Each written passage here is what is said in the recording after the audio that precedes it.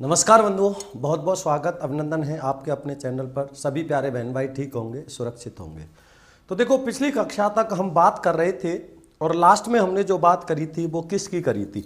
तो देखो, सबसे पहले आप लोगों में से जो भी, एक बार मुझे कमेंट दिखाओ सामने से, आप में से जिसने भी टेस्ट सीरीज खरीदी होगी तो टेस्ट सीरीज का जो टेस्ट है वो अपडेट हो चुका है और जो टेस्ट आज दोगे आपको खुद को पता लग जाएगा कि टेस्ट किस स्तर का था। आप खुद कह दोगे कि सर समय जरूर लगा। मैंने आपको पहले कहा था मेरे काम में देर हो सकती है लेकिन मेरे काम में कमी नहीं रह सकती। तो आप टेस्ट दे के आपको खुद को महसूस हो जाएगा, पता चल जाएगा किस लेवल का टेस्ट था। मज़ा आ जाएगा आपको टेस्ट देते ही। तो सबसे पहले तो देखो, मैं आपको बता दूं, हम जो पिछली कक्षा में हम बात कर रहे थे वो व्याकरण की बात कर रहे थे और व्याकरण में हम कहाँ तक चर्चा कर चुके थे तो आपको अच्छे से पता है। एक तो वर्ण, एक शब्द, वाक्य, वाक्यांश, यहां तक की चर्चा हमने पिछली कक्षा में कर ली थी। लास्ट में हमने जो छोड़ा था वो कहाँ छोड़ा था, तो एक बार मुझे कमेंट दिखा दो, लास्ट में हमने कहाँ छोड़ा था। हाँ,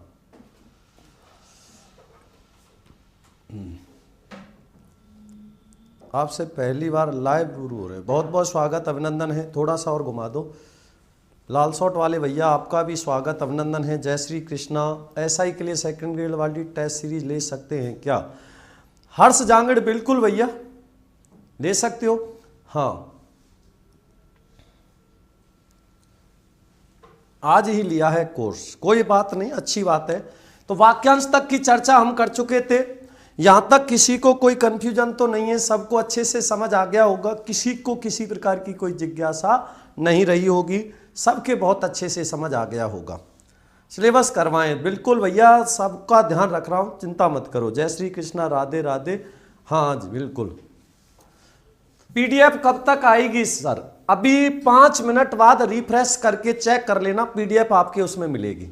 हाँ सर, इतनी महंगी टेस्ट सीरीज, कमाल की बात कर दी, महंगी है।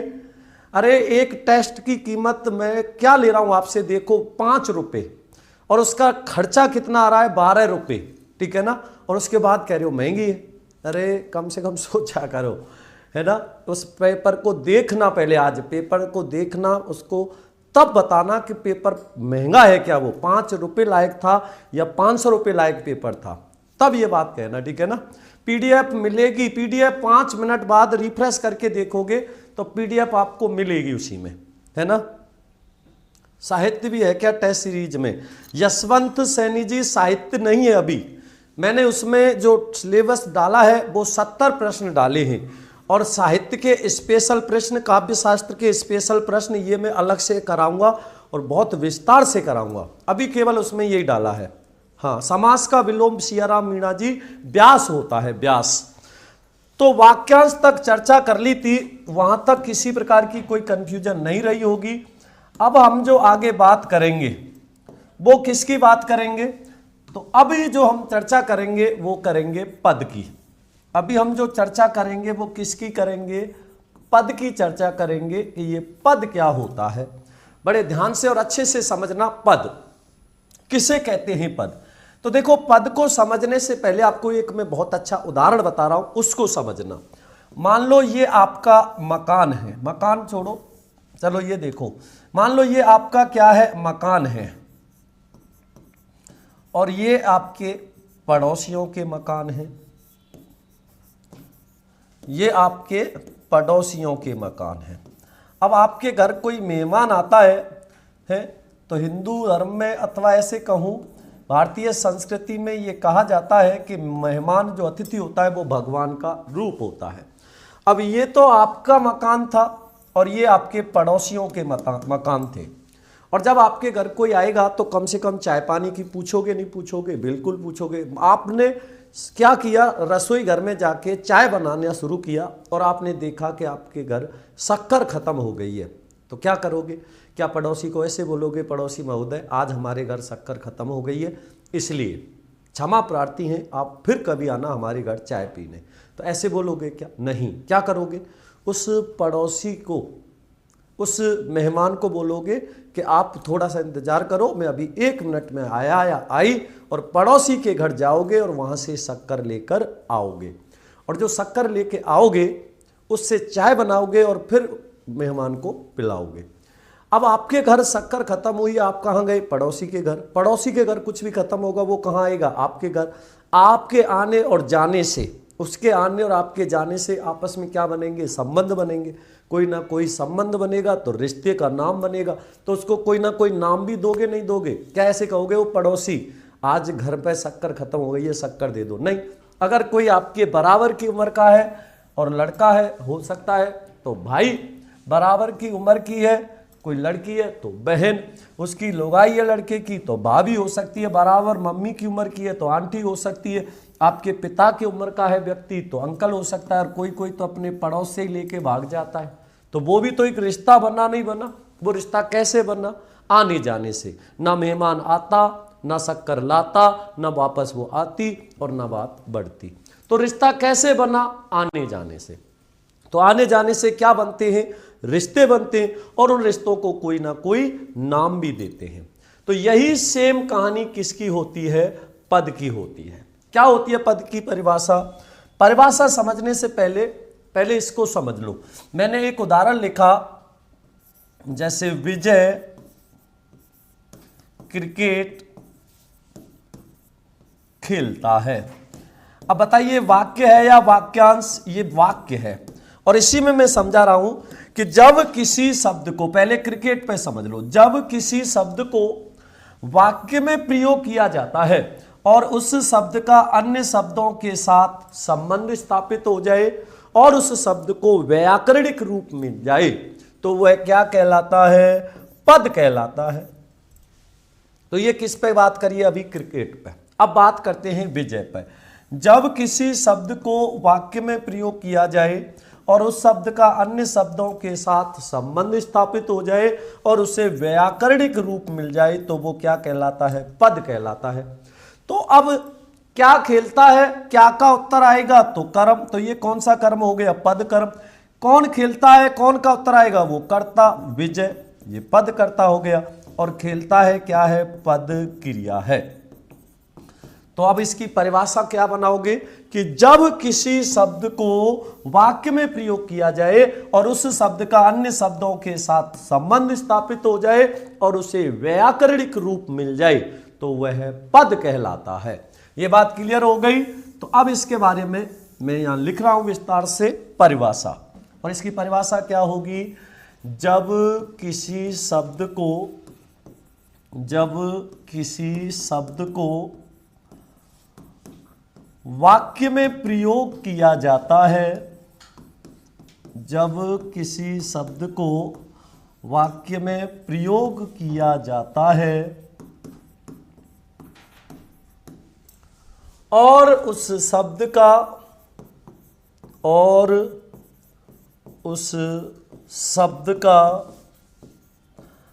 अन्य शब्दों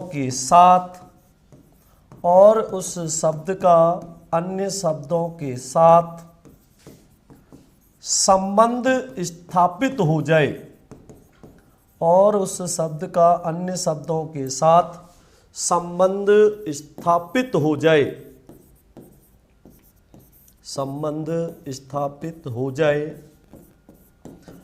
तथा उस शब्द को संबंध स्थापित हो जाए तथा उस शब्द को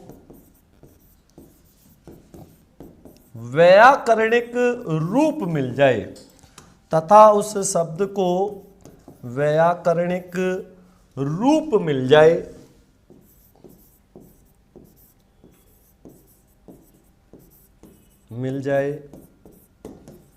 तो वह शब्द कहलाता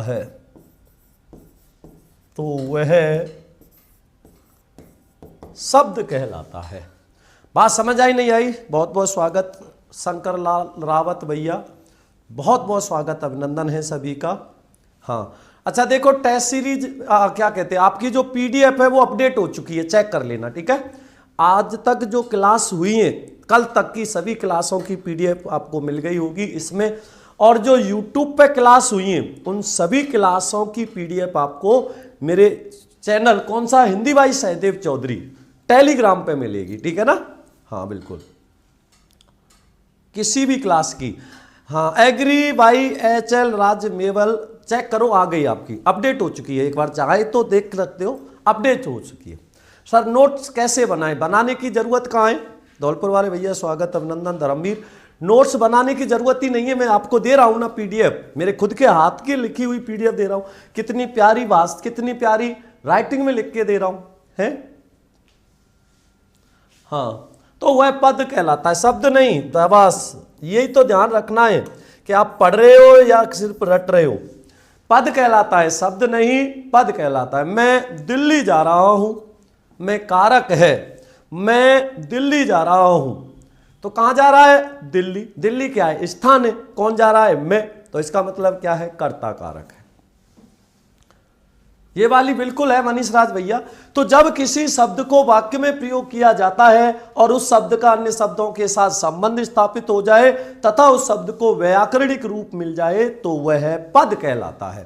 क्या कहलाता है, पद कहलाता है। कैसे, अब मैंने यहां पर लिखा, जैसे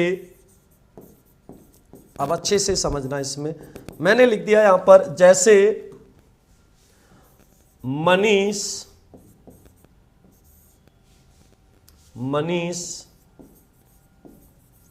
क्रिकेट खेलता है, मनीष क्रिकेट खेलता है। अब इसमें मनीष क्या है, तो जब किसी शब्द को वाक्य में प्रयोग किया जाए और उस शब्द का अन्य शब्दों के साथ संबंध स्थापित हो जाए तथा उसे व्याकरणिक रूप मिल जाए तो वह पद कहलाता है। क्या खेलता है, क्रिकेट। क्रिकेट क्या है, या पद, और खेलता है ये भी क्या है, ये भी क्या है, पद। तो इसको क्या कह देंगे, पद कर्ता, इसे क्या कह देंगे, पद कर्म, और ये क्या कहलाएगा, पद क्रिया। बात क्लियर हो गई। अब इसी प्रकार में एक उदाहरण और लिख रहा हूं, ध्यान देना और अच्छे से समझना। इसी प्रकार मैंने एक उदाहरण और लिखा, जैसे मैंने लिख दिया, कृष्ण बांसुरी बजाता है, कृष्ण बांसुरी बजाता है। अब इसमें कृष्ण बांसुरी और बजाता है। अब यहां पर देखो, बांसुरी का संबंध कृष्ण से भी है और बजाने से भी है। बांसुरी वो बजाने वाला कौन है, कृष्ण, और बांसुरी क्या हो रही है, बज रही है, तो बांसुरी का संबंध कृष्ण और बांस बजाता दोनों से। कृष्ण का संबंध बांसुरी और बजाने दोनों से, बजाने का संबंध कृष्ण और बांसुरी दोनों से। तो ये क्या हो गया, पद। कौन बजा रहा है, कृष्ण, तो ये क्या हो गया, पद कर्ता। क्या बजा रहा है, बांसुरी, ये क्या हो गया, पद कर्म। और कौन बजा रहा है, तो ये तो आ गया कर्ता और ये आ गया कर्म, और बजाना क्या है, क्रिया, तो ये क्या हो गया, पद क्रिया हो गया। क्या हो गया, पद क्रिया हो गया। अब आप एक प्रश्न मुझसे ये पूछ सकते हो कि सर आप एक बात बताइए, तो फिर शब्द में और पद में क्या अंतर है।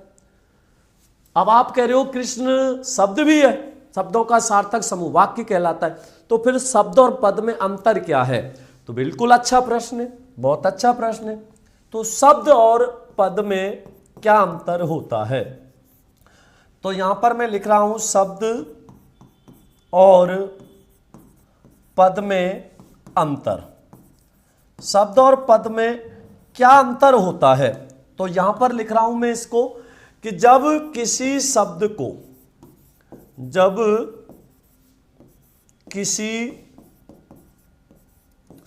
को अकेला प्रयोग किया जाता है, जब किसी शब्द को अकेला प्रयोग किया जाता है तो वह शब्द होता है, तो वह शब्द होता है। लेकिन जब उसी शब्द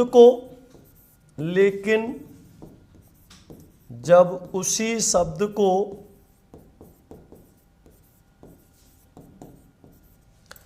वाक्य में प्रयोग किया जाता है, लेकिन जब उसी शब्द को वाक्य में प्रयोग किया जाता है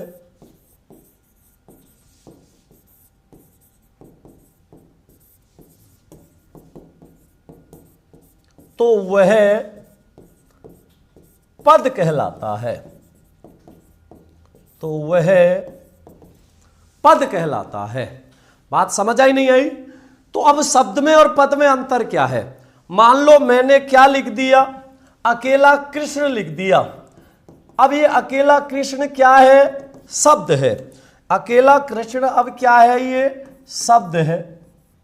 लेकिन जब इसी कृष्ण को मैंने कहां लिख दिया? वाक्य में लिख दिया, तो अब ये कृष्ण क्या हो गया? पद हो गया। दोनों बात क्लियर हो गई कि अगर कोई शब्द अकेला आ रहा है तो वो शब्द है, लेकिन जब वही शब्द वाक्य में प्रयोग हो रहा है तो वो पद है। क्लियर हो गया? किसी तरह का कोई डाउट तो नहीं रहा? तो ये शब्द और पद में अंतर हो गया। अब इसके आगे चर्चा करेंगे हल या हलंत की। अब इसके आगे हम किसकी बात करेंगे? हल या हलंत की। तो ये हल या हलंत क्या होता है? तो तीन हल होते हैं। एक तो किसी समस्या का हल, समाधान, एक किसी प्रश्न का हल, कहते हैं हल प्रश्न का कह दो, समस्या का कह दो, एक ही बात है, ठीक है। और एक हल होता है बलराम का हथियार और किसान का औजार। और एक हल होता है हल या हलंत, जो ये है। तो हल या हलंत क्या है? तो आप सब जानते हो प्रत्येक व्यंजन वर्ण किसके सहयोग से बोला जाता है? स्वर के सहयोग से। और जब व्यंजन में से उस स्वर को अलग कर देते हैं तो वह व्यंजन कैसा होता है? समझने के लिए क्लास लेता हूं। धर्मवीर सिंह, बहुत अच्छी बात है। टेस्ट सीरीज कब स्टार्ट करोगे? हाई कोर्ट की करेंगे बहुत जल्दी, है ना? तो देखो,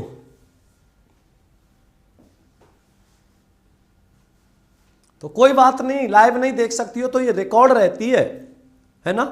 अगर आप इसको लाइव नहीं देख सकते हो तो ये क्लास रिकॉर्ड रहती है और रिकॉर्ड देख सकते हो आप। ये तो पड़ी रहेगी उसमें, कभी भी देख सकते हो। तो देखो, जैसे मैंने लिखा क, अब प्रत्येक व्यंजन वर्ण किसके सहयोग से बोला जाता है? स्वर के सहयोग से। और जब व्यंजन में से स्वर को अलग करते हैं तो वह व्यंजन कैसा हो जाता है? अधूरा। इस अधूरेपन को दर्शाने के लिए उसके नीचे किस ओर? दाईं ओर जो एक तिरछी रेखा खींचते हैं, इसे ही हल या हलंत कहते हैं। तो इस प्रकार से आपको ध्यान रखना है। ये क्लास लाइव भी चलेगी और ये क्लास रिकॉर्डेड भी लगेगी। आप चाहे इसको लाइव ले लो, चाहे इसको रिकॉर्ड ले लो, कोई दिक्कत नहीं है, जैसा आपको उचित लगे। अब आप लाइव में कितने होते हैं? हाँ, आप लाइव में तो बहुत कम होते हो, हाँ 2000 के आसपास ही। लेकिन रिकॉर्डेड देखते हैं उनकी संख्या 9 साढ़े 9 हजार होती है। तो बाद में भी देख सकते हो, कभी भी देख लो। हाँ, इससे ज़्यादा पढ़ने की शुभम जरूरत पढ़ने ही नहीं दूंगा, घबराओ मत। हाँ, हिंदी भाषा एवं व्याकरण का सामान्य परिचय चल रहा है, ठीक है। तो प्रत्येक व्यंजन वर्ण स्वर के सहयोग से बोला जाता है। जब उसमें से स्वर को अलग करते हैं तो वो व्यंजन अधूरा होता है। इस अधूरेपन को दर्शाने के लिए इसके नीचे एक तिरछी रेखा खींचते हैं, जिसे हल या हलंत कहते हैं। तो हल या हलंत क्या है? मैं लिख रहा हूं, प्रत्येक व्यंजन वर्ण स्वर के सहयोग से बोला जाता है।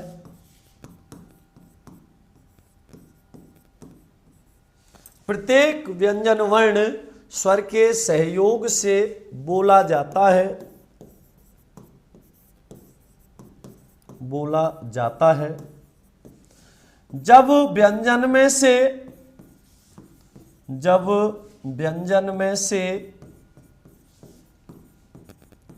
स्वर को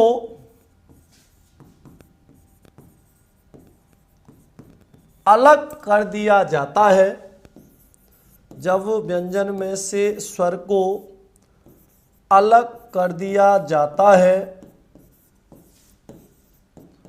तो वह व्यंजन अधूरा हो जाता है, तो वह व्यंजन अधूरा हो जाता है।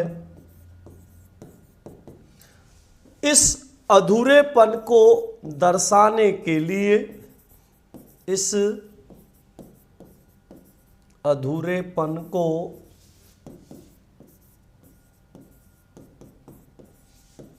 दर्शाने के लिए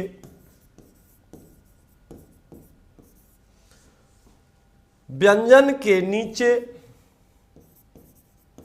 इस अधूरेपन को दर्शाने के लिए व्यंजन के नीचे जो तिरछी रेखा खींची जाती है, जो तिरछी रेखा खींची जाती है,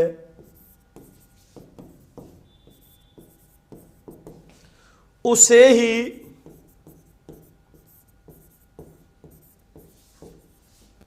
हल या हलंत कहते हैं, उसे ही हल या हलंत कहते हैं। समझ आया? तो प्रत्येक व्यंजन वर्ण, सबके कमेंट शो हो रहे हैं रामेश्वर भैया, सभी के कमेंट दिख रहे हैं मुझे, ठीक है ना?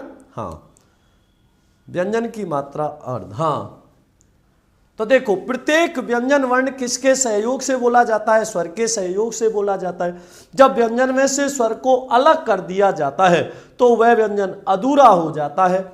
इस अधूरेपन को दर्शाने के लिए व्यंजन के नीचे जो तिरछी रेखा खींची जाती है उसे ही हल या हलंत कहते हैं। समझ आया नहीं आया? जैसे अब मैंने लिखा यहां, जैसे मैंने ले लिया क। अब ये क किससे मिलके बन रहा है? अब जो मैंने लिखा है क, अब ये क किससे मिलके बन रहा है? क और ऐसे। तो इसको क्या कर देंगे? अधूरा। इस अधूरेपन को दर्शाने के लिए इसके नीचे क्या खींची? तिरछी रेखा। यही क्या है? हाँ, हल या हलंत है। बिल्कुल कराएंगे, क्यों नहीं कराएंगे, पूरी कंप्लीट कराऊंगा। और एक चीज और सुन लो, ये दिमाग में अगर गलतफहमी हो कि कोर्स 11 रुपए का दिया है तो 11 के जैसा ही पढ़ाएंगे, तो ये मैं आपसे प्रॉमिस कर रहा हूं कि आज जो पढ़ा रहा हूं इससे बढ़िया कभी नहीं पढ़ाऊंगा मैं। ध्यान रखना इस बात का। जो मैं 11 रुपए में जो आपको पढ़ा रहा हूं कोर्स, यही कोर्स 11 में 100 में जो भी है, ठीक है ना? तो इस जैसा अब पढ़ा रहा हूं वैसा आगे कभी नहीं मिलेगा आपको। उस हद तक पढ़ाऊंगा जिसमें प्रश्न एक बाहर नहीं जाएगा। तो दिमाग में ये गलत फहमी लेके मत बैठना कि 11 रुपए का ही कोर्स दिया है तो 11 जैसा ही पढ़ाएंगे। नहीं, 11,000 जैसा पढ़ाऊंगा सिर्फ 11 में। तो ये चीज मैंने पहले कहती है, पैसा मेरे लिए केवल एक अंक है, न और कुछ। तो क और ए। इसी प्रकार मैंने लिखा यहां कि, और क में से क्या निकली? ई। तो क कैसा हो जाएगा? अधूरा। और इस अधूरेपन को दर्शाने के लिए इसके नीचे एक तिरछी रेखा खींची जिसे ही हल या हलंत कहते हैं। और इसी प्रकार मैंने लिख दिया जैसे पे। तो पे में से क्या निकला? ए। तो पे कैसा हो गया? अधूरा। इसी प्रकार मैंने लिखा हो, और इस है में से क्या निकल गया? ओ। क्या बना? हो बना। है धन ओ, हो गया। तो इस प्रकार से आपको ध्यान रखना है। तो ये बात क्लियर हो गई नहीं हुई?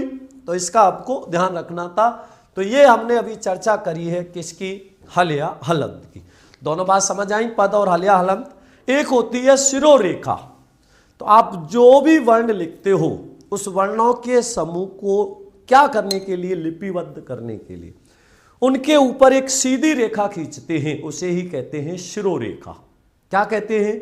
शिरोरेखा कहते हैं। लिपि की पूछ रहा था अभी कोई, सर ये लिपि क्या होती है? किसी भाषा को लिखने के लिए उसकी कोई ना कोई चिन्ह निर्धारित किए गए हैं जिन्हें हम कहते हैं लिपि, ठीक है ना? तो ये लिपियों में ही आ जाते हैं। तो इस प्रकार से ध्यान रखना। अब बात करेंगे स्वर या व्यंजन की। अब हम आगे जो चर्चा करेंगे वो किसकी करेंगे? स्वर और व्यंजन की। तो सबसे पहले मैं आपको बता दूं, स्वर और व्यंजन की परिभाषा में जो अंतर आता है वो किसका आता है? नहीं का। अगर स्वर की परिभाषा में नहीं जोड़ दें तो किसकी परिभाषा बनेगी? व्यंजन की। और व्यंजन की परिभाषा में नहीं जोड़ दें तो किसकी परिभाषा बनेगी? स्वर की।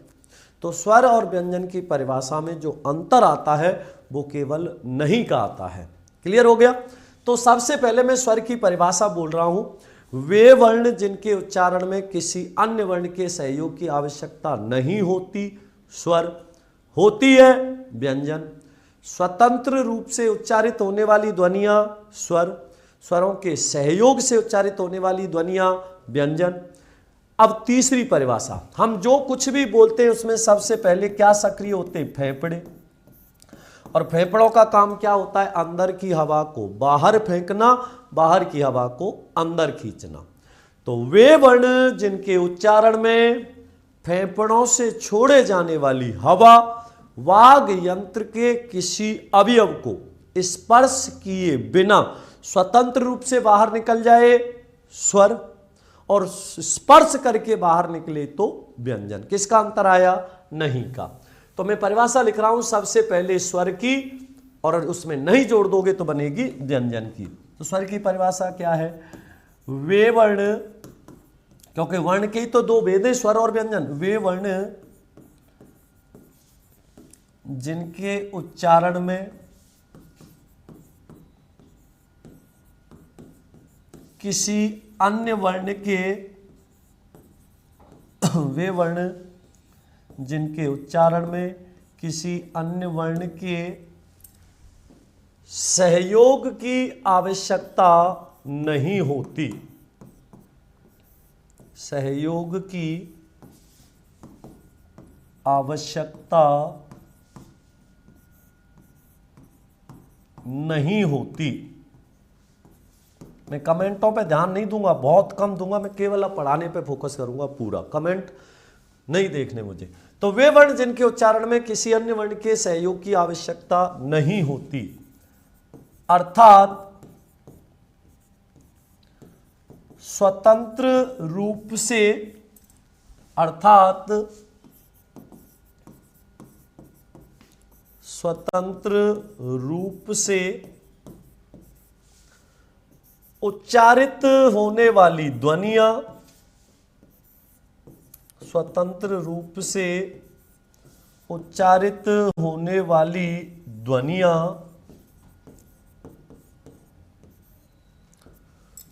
स्वर कहलाती हैं। स्वतंत्र रूप से उच्चारित होने वाली ध्वनियां स्वर कहलाती हैं। क्लियर हो गया। तो वे वर्ण जिनके उच्चारण में किसी अन्य वर्ण के सहयोग की आवश्यकता नहीं होती, अर्थात स्वतंत्र रूप से उच्चारित होने वाली ध्वनियां स्वर कहलाती हैं। अथवा, और इसकी एक परिभाषा क्या बनेगी, अब एक परिभाषा और लिख रहा हूं, वो क्या है, वे वर्ण जिनके उच्चारण में, वे वर्ण जिनके उच्चारण में फेफड़ों से छोड़े जाने वाली हवा, वे वर्ण जिनके उच्चारण में फेफड़ों से छोड़े जाने वाली हवा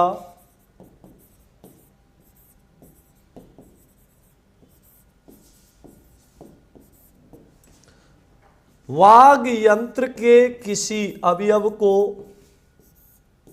वाग यंत्र के किसी अवयव को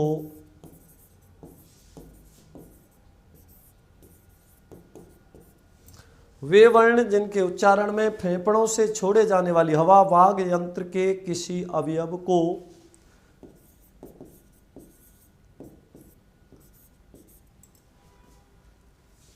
स्पर्श किए बिना,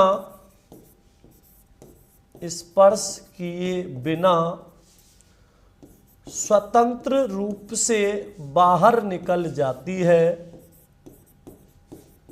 स्वतंत्र रूप से बाहर निकल जाती है,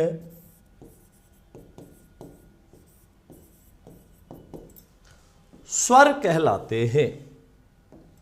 स्वतंत्र रूप से बाहर निकल जाती है, स्वर कहलाते हैं।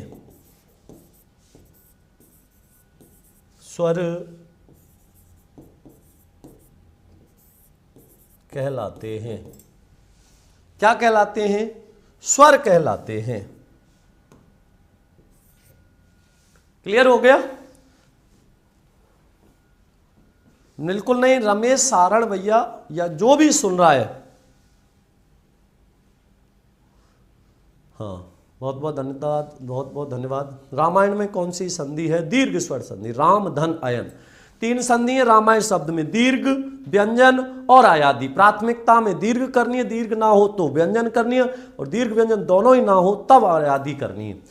आपको अलग से नहीं खरीदना है साइकिल, यही काम आएगा, है ना। शेड्यूल जारी करिए प्लीज, बिल्कुल सबका शेड्यूल जारी कर दूंगा, टोटल सबका। थोड़ा सा मैंने कहा था ना, थोड़ा सा धैर्य रखो, ठीक है, टाइम लगेगा, थोड़ा सा धीरे धीरे होगा सब। तो ये तो स्वर की परिभाषा हो गई। अब बात करेंगे स्वरों की संख्या की। स्वरों की संख्या, स्वरों की संख्या, स्वरों की संख्या कितनी होती है? 11। स्वरों की संख्या कितनी होती है? 11। और 11 स्वर कौन कौन से होते हैं? आ, लघु ई, दीर्घ ई, लघु उ, दीर्घ उ, री, ए, आई, ओ और औ। स्वरों की संख्या कितनी होती है? 11 होती है। लेकिन मात्राओं की बात करें, दीपक गुप्ता कुछ एक्स्ट्रा नहीं पढ़ना, जो दे रहा हूं उसको पढ़ लो। बुक आ रही है 15 दिसंबर को, वो पढ़ लेना, उसके अलावा कोई जरूरत नहीं पड़ेगी, ठीक है ना। पीडीएफ किधर मिलेगी सर जी? इन क्लासों की जो पीडीएफ है वो पीडीएफ में मिलेगी सबकी, 2 देख लो, रिफ्रेश करके अपडेट हो चुकी हैं। स्वरों की संख्या कितनी होती है? 11 होती है। लेकिन मात्राओं की संख्या, मात्राओं की संख्या कितनी होती है? 10 होती है। मात्राओं की संख्या कितनी होती है? मात्राओं की संख्या 10 होती है, क्योंकि ए की कोई मात्रा नहीं होती। दीर्घ आ की होती है, लघु ई की होती है, दीर्घ ई की होती है, लघु उ, दीर्घ उ, री, ए, आई, ओ और औ। तो स्वरों की संख्या तो कितनी है? 11, और मात्राओं की संख्या 10 होती है, क्योंकि ए की कोई मात्रा नहीं होती। क्लियर है? तो इस प्रकार से इसका ध्यान रखना। तो अभी हमने जो बात करी है वो स्वर और स्वरों की संख्या की बात करी है। अब इसके आगे जो बात करेंगे वो किसकी करेंगे? व्यंजन की। आगे हम जो बात करेंगे वो किसकी करेंगे? व्यंजन की। तो मैंने आपको अभी बताया था कि स्वर और व्यंजन की परिभाषा में जो अंतर होता है वो केवल नहीं का होता है। अब आपने, हाँ देखो, नवल किशोर भैया का कमेंट आ गया है कि पीडीएफ आ गई है। मैंने आपसे कह दिया कि सहदेव चौधरी अपनी जवान के लिए जीता है, ठीक है ना। जो कह दिया वो होगा, लेकिन लेट हो सकता है, ये निश्चित है। निश्चित नहीं मतलब जरूरी नहीं है कि हो ही लेट, लेकिन लेट हो सकता है। काम व्यवस्थित होगा, अच्छा होगा, तो उसमें समय लगता है। कहते ना कि अगर आपको फल अच्छा चाहिए तो उसको बड़े प्यार से पकाना पड़ता है, और उसका स्वाद और मीठापन बहुत अच्छा होता है। और एक इंजेक्शन से आप पकाओगे तो ना तो उसमें स्वाद होगा ना मिठास होगी।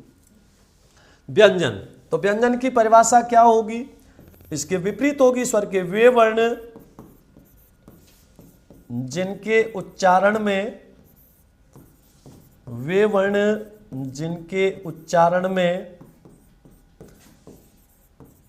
किसी अन्य वर्ण के, वे वर्ण जिनके उच्चारण में किसी अन्य वर्ण के सहयोग की आवश्यकता होती है। वहां क्या था? नहीं होती, और यहां होती है। वे वर्ण जिनके उच्चारण में किसी अन्य वर्ण के सहयोग की आवश्यकता होती है। अर्थात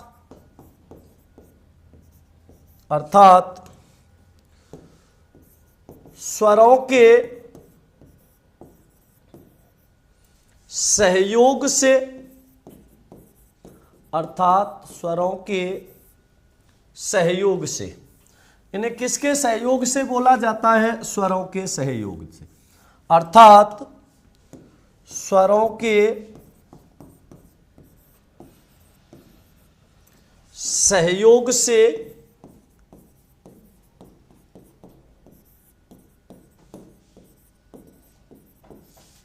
उच्चारित होने वाली ध्वनियां, स्वरों के सहयोग से उच्चारित होने वाली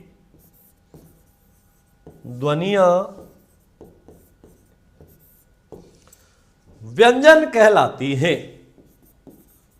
स्वरों के सहयोग से उच्चारित होने वाली ध्वनियां व्यंजन कहलाती हैं। और व्यंजनों की संख्या कितनी होती है? 33 होती है। आपको बुरा लगा तो सॉरी, मेरा मतलब वो नहीं था। तो मैंने कुछ पढ़ा ही नहीं तो बुरा तब लगेगा है। मैं कमेंटों पे ज़्यादा ध्यान नहीं रखता है ना। हाँ, अब देखिए यहां से, तो ये किसकी हो गई? व्यंजन की परिभाषा कहते हैं। अब इसके हम आगे चर्चा करें तो व्यंजनों की संख्या कितनी होती है? 33। व्यंजनों की संख्या कितनी होती है? व्यंजनों की संख्या 33 होती है। व्यंजनों की संख्या कितनी है? 33 होती है। अब ये जो 33 व्यंजन होते हैं ये कैसे कैसे होते हैं ये समझना। व्यंजनों की संख्या 33 होती है और कैसे कैसे होती है ये समझना। का से लेकर मां तक, का से लेकर मां तक कितने वर्ण होते हैं? 25। और इन 25 वर्णों को क्या कहते हैं? स्पर्श। का से लेकर मां तक कितने वर्ण होते हैं? 25। और इन 25 वर्णों को क्या कहते हैं? हाँ, शुद्धिकरण में कौन सा शुद्ध है? पवन भैया, जब हम किसी शब्द के साथ करण शब्द जोड़ देते हैं तो लघु दीर्घ में परिवर्तित हो जाती है और ये होता है शुद्धिकरण। हाँ, आवश्यकता बिल्कुल सही लिख रखा है। हाँ, बिल्कुल सही है, आवश्यकता बिल्कुल शुद्ध है। तो देखिए, स्वरों की संख्या 11, व्यंजन 33, का से लेके मां तक। स्पर्श नहीं है, ये स्पर्शी है, ये सॉरी स्पर्श है, ये स्पर्शी नहीं है। 16 जो होते वो होते स्पर्शी। अब जो ये 25 है ये जो 25 है, इस 25 को जब हम 3 भागों में बांटेंगे तब उसमें स्पर्शी आएगा। हाँ, तो देखिए, स्पर्शी इनकी संख्या होती है 16। स्पर्श संघर्षी छः छः जय जय। स्पर्श संघर्षी की संख्या होती है 4 और नासिक्य इनकी संख्या होती है 5। 16 4 20 और 5 25। तो जब इस 25 को 3 भागों में बांटेंगे तो इसमें एक आएगा स्पर्शी जिसकी संख्या 16 है। क्लियर हो गया? तो का से लेके मां तक जो वर्ण है उनकी संख्या कितनी है? 25। ठीक है, ये रे ले वे, ये रे ले वे, इनकी संख्या कितनी होती है? 4। इन्हें क्या कहते हैं? इनको कहते हैं अंतस्थ। इन्हें क्या कहते हैं? अंतस्थ कहते हैं। और तीनों से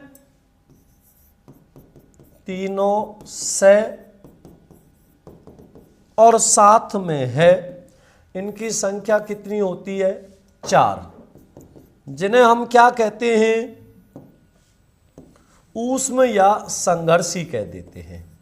इन्हें क्या कहते हैं? ऊष्म या संघर्षी कहते हैं। तो इस प्रकार से इनकी संख्या कितनी हो गई? 33। इस प्रकार से इनकी संख्या कितनी हो गई? 33। और ये 33 क्या होते हैं? व्यंजन होते हैं। स्वरों की संख्या कितनी लिखी थी आपने? 11। व्यंजनों की संख्या कितनी लिखी आपने? 33। तो यहां एक नोट लगाएं जिसे हम कह देते हैं विशेष। तो इस प्रकार से आपको ध्यान रखना है, ठीक है ना। तो स्वरों की संख्या 11, व्यंजनों की संख्या 33। 33 कैसे कैसे होते हैं ये समझ आ गई। तो अब इसमें एक नोट लगाते हैं और नोट को हिंदी में कहते हैं विशेष। अब मैं जो भी विशेष कहीं भी लिखूंगा, नोट जहां भी लगवाऊंगा उसको आपको कॉपी में नोट करना है। क्लियर हो गया? तो आपको एक स्पेशल डायरी बनानी है जिसका नाम देना है सिलेक्शन डायरी। और उस सिलेक्शन डायरी में अपने नाम के आगे लिखना है SI फलाने सिंह है, शिक्षिका फलानी सिंह, LDC फलाना सिंह। नाम के आगे अभी से जोड़ दो कि आप बनना है, उसके लिए आपको पहले ही नाम के आगे जोड़ना पड़ेगा। हाँ बिल्कुल। लाइव वीडियो कभी भी स्लो और फास्ट नहीं होता। लाइव होने के बाद जो रिकॉर्ड होता है वही हमेशा स्लो और फास्ट होता है। बहुत बहुत स्वागत, अभिनंदन। नितेश कुंतल तुमने भी खरीद लिया क्या ये? बिल्कुल। अरे प्रेम भैया, ये तो आप लोगों का प्यार और सम्मान है जो आप मुझे इतना दे। तो मैंने पहले ही कह दिया था। हाँ, मैंने आपको पहले ही। सचिन अजान तो तुमने भी खरीद लिया। अरे मैंने तुम्हें तो बताया नहीं था, तुम्हें कैसे पता चल गया सबको? तो अब देखिए इसमें विशेष क्या है। हिंदी वर्णमाला में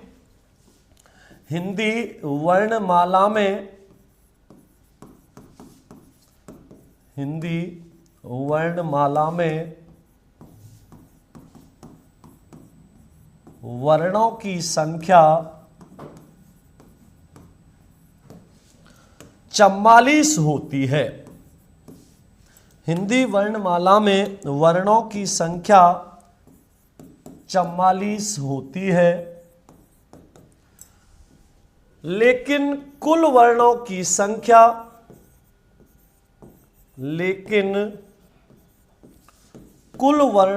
संख्या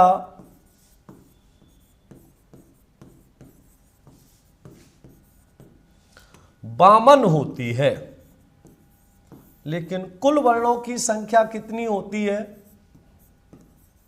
52 होती है। कुल वर्णों की संख्या कितनी होती है? 52 होती है। हिंदी वर्णमाला में वर्णों की संख्या 44 होती है, लेकिन कुल वर्णों की संख्या 52 होती है। और ये 52 कैसे कैसे होती है ये समझना। देखो, आपने स्वरों की संख्या कितनी लिखी? 11। आपने स्वरों की जो संख्या लिखी वो कितनी थी? 11। स्वर कितने होते हैं? 11। आपने जो व्यंजनों की संख्या लिखी वो कितनी लिखी थी? 33। आपने जो व्यंजनों की संख्या लिखी वो कितनी? 33। दो होते हैं अयोगवाह। दो क्या होते हैं? अयोगवाह। कौन कौन से? अंग और ए। अंग और ए, ये क्या होते हैं? अयोगवाह। दो होते हैं उत्क्षिप्त। दो क्या होते हैं? उत्क्षिप्त होते हैं। और उत्क्षिप्त कौन कौन से होते हैं? तो उत्क्षिप्त का भी ध्यान रखना। दो होते हैं और दो होते हैं अड अढ। अगर इनके नीचे बिंदु नहीं है तो बोलेंगे डेड, और अगर इनके नीचे बिंदु लग गया तो इनको बोलेंगे अड अढ। और 4 होते हैं संयुक्त व्यंजन। 4 क्या होते हैं? संयुक्त व्यंजन। और 4 संयुक्त व्यंजन कौन कौन से होते हैं? तो ये बात आपको अच्छे से पता होगी। 4 संयुक्त व्यंजनों को आप सब जानते हैं। कामता प्रसाद गुरुजी ने संयुक्त व्यंजनों की संख्या बताई थी 3, लेकिन वर्तमान समय में इनकी संख्या कितनी है? 4 होती है। वर्तमान समय में इनकी संख्या कितनी है? 4 है। इसका ध्यान रखना। 6, त्र, ज्या और श्र। अब इसमें भी देखो श, त्र, ज्या और श्र।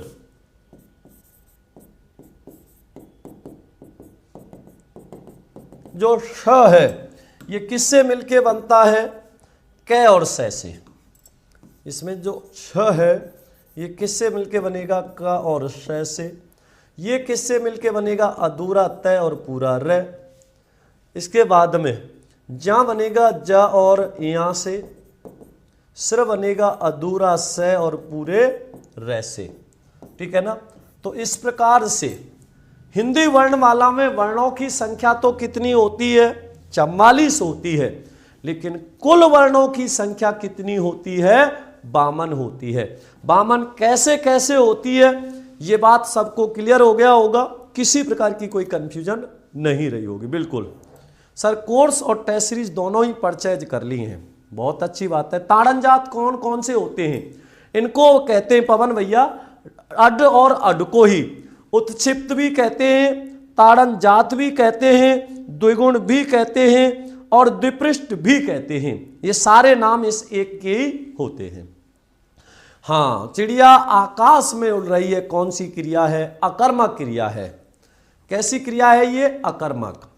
तो आप मेरा ज्ञान पूछने की कोशिश मत करना, सिवाय समय बर्बादी के कुछ भी नहीं मिलेगा। जितना समय मैंने हिंदी को दिया है उतना मैंने अपने आप को भी नहीं दिया, तो ये बिल्कुल भी मत कराना। पीडीएफ कब डालोगे? हमें प्रिंट करवानी है। मुकेश गोदारा भैया देख लिया करो, एक बार पीडीएफ पड़ी हुई है, रिफ्रेश करके चेक करो उसमें पीडीएफ कब की डली हुई है। हाँ सर, आप परेशान मत हुआ करो, हमें आप पर अपने आप से भी ज़्यादा विश्वास है। बस ये आपका प्यार और सम्मान है जो हमेशा बना रहे।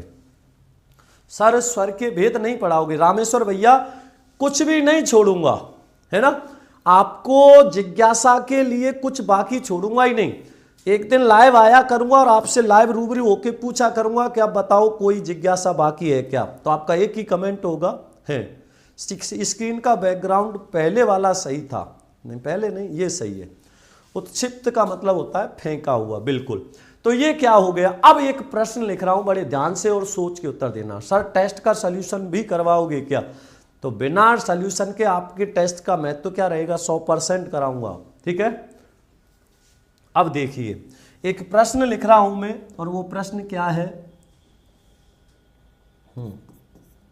यदि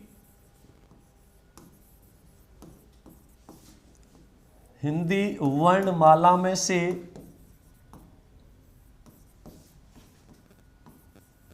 अयोगवाह वर्णों को हटा दिया जाए, यदि हिंदी वर्णमाला में से अयोगवाह वर्णों को हटा दिया जाए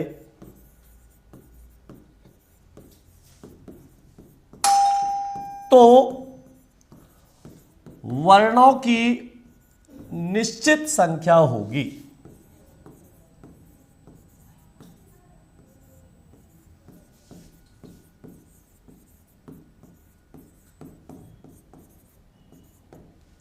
यदि हिंदी वर्णमाला में से अयोगवाह वर्णों को हटा दिया जाए तो वर्णों की निश्चित संख्या होगी। और कितनी संख्या होगी? हाँ, तो वर्णों की निश्चित संख्या होगी। तो वर्णों की निश्चित संख्या कितनी होगी? तो आपको पता होना चाहिए इसका उत्तर क्या होगा। पहला विकल्प लिखा मैंने इसका 44,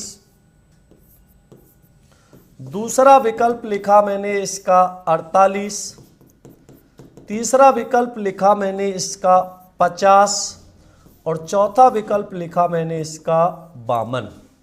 तो वर्णों की कितनी होगी? सर, इस फुल स्क्रीन नहीं आ रही है मोबाइल पर, क्यों? फुल ही होगी।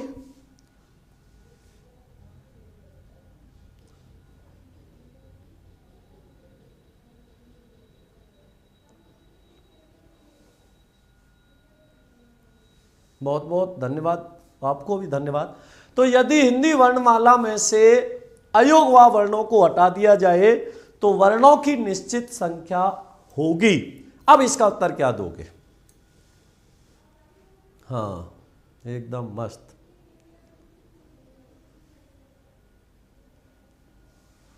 बहुत बहुत धन्यवाद। एक साथ रहते हैं, बहुत अच्छी बात है। तुम्हारे साथ सचिन भैया, इसका भी उद्धार हो जाएगा, बहुत अच्छी बात है। हाँ, अब मेरी कॉपी की पीडीएफ मुकेश गोदारा भैया क्या करेगा, मैं यहाँ पे सारी पीडीएफ दे दूंगा, घबराओ मत, ठीक है। रात को 9 बजे वाली क्लास सब रेगुलर ले रहे हो ना, उसको नहीं छोड़ना है किसी कीमत पे, ये ध्यान रखना। ये क्लास भले ही रिकॉर्ड ले लेना, लेकिन 9 बजे वाली क्लास लाइव लेनी है और हर हाल में लेनी है। आज से प्रश्नों का स्तर देखना, आपका दिल खुश हो जाएगा कि प्रश्नों का स्तर क्या था, ठीक है ना। हाँ, तो इसका उत्तर देखो, यदि हिंदी वर्णमाला में से अयोगवाह वर्णों को हटा दिया जाए तो वर्णों की निश्चित संख्या क्या होगी? हाँ, तो इसका सही उत्तर विकल्प कौन सा होगा? चौथा होगा। सही है क्या? ध्यान रखना, इसका उत्तर विकल्प पहला होगा। समझ आ रहा नहीं आ रहा? यहां पे कुल वर्ण नहीं पूछा, 52 दे रहा है, कोई 50 दे रहा है ना।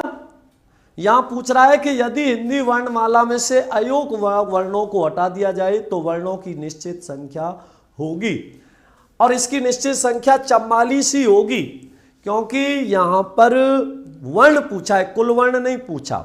अगर कुल वर्ण पूछता, हाँ, कोचिंग में भी सभी को करा दी है, डाउनलोड है, बहुत बहुत धन्यवाद सचिन भाई। तो यहां पे आपसे ये नहीं पूछ रहा कुल वर्णों की संख्या, अगर ये लिख देता कुल वर्णों की संख्या तब उत्तर आता 50। यहां वर्ण लिख रहा है, तो वर्ण में जब आपने अयोगवाह में जोड़ा ही नहीं तो फिर घटाओगे कैसे? आप बताओ, वर्णों की संख्या कितनी होती है? 44, और इस 44 में आपने लिखा था, तो ये जो 44 वर्ण थे, इन 44 में कहीं भी अयोगवाह आए क्या? नहीं, 11 स्वर और 33 व्यंजन है, अयोगवाह आए ही नहीं। अब जब जोड़ा ही नहीं है तो घटाओगे कैसे? कमेंट पर ध्यान नहीं दूंगा, बिल्कुल बहुत कम रिप्लाई दूंगा कमेंटों का। अब केवल टॉपिक टू टॉपिक पढ़ेंगे और प्रश्नों की संख्या भी बढ़ाएंगे, ठीक है। हाँ, बिल्कुल दिख रहा है सेवक जी, सबके कमेंट दिख रहे हैं मुझे। बताइए, प्रश्न कितना सरल था और घूम गए नहीं घूम गए? तो यहां कुल वर्ण लिखा होता तब इसका उत्तर होता 50, और यहां केवल वर्ण लिखा है, और वर्ण लिखा है तो वर्णों की संख्या 44 है, जिसमें अयोगवाह जोड़ते ही नहीं। अब जब जोड़े ही नहीं है तो घटाएंगे कैसे? क्लियर हुआ नहीं हुआ? तो ऐसे ध्यान रखना। तो आज के लिए इतना ही। रात को 9 बजे फिर मिलते हैं बहुत ही महत्वपूर्ण और उपयोगी प्रश्नोत्तरी के साथ। तब तक के लिए मेरे सभी प्यारे बहन भाइयों को नमस्कार, धन्यवाद, जय श्री कृष्णा, राधे राधे।